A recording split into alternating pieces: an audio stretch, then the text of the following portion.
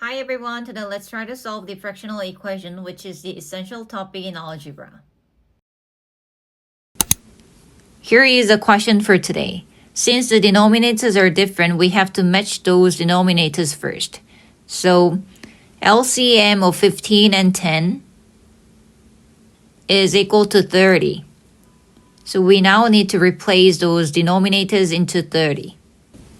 To turn 15 into 30, we have to multiply by 2 on the numerator part. So 2 times by 14x plus 9 is equal to, again, replace the t instead of 10.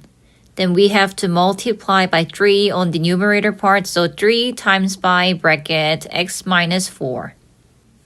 Try not to forget those brackets when multiplying numbers. By removing the brackets, we get 28x plus 18 over 30 is equal to 3x minus 12 over 30. Since we just matched the denominators, to satisfy the equation, the numerator parts must be equal to.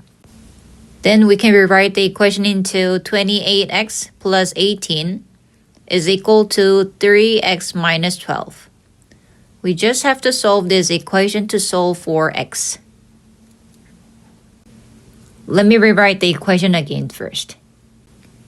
Now we want to solve for x, so 28x, and move the 3x to the left side, then it turns into minus 3x.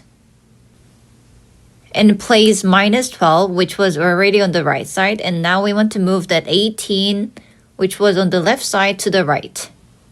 Then it turns into minus 18. Simplify the equation, then 25x is equal to minus 30.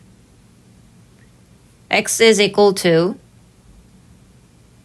minus 30 divided by 25. And change that into the fraction form, then we get minus 30 over 25, which is minus 6 over 5. And change it into the mixed number, then we get minus 1 and 1 over 5. So this x value is the solution for today's fractional equation. New math lessons uploaded every Thursday. Subscribe and keep preparing your exams with me.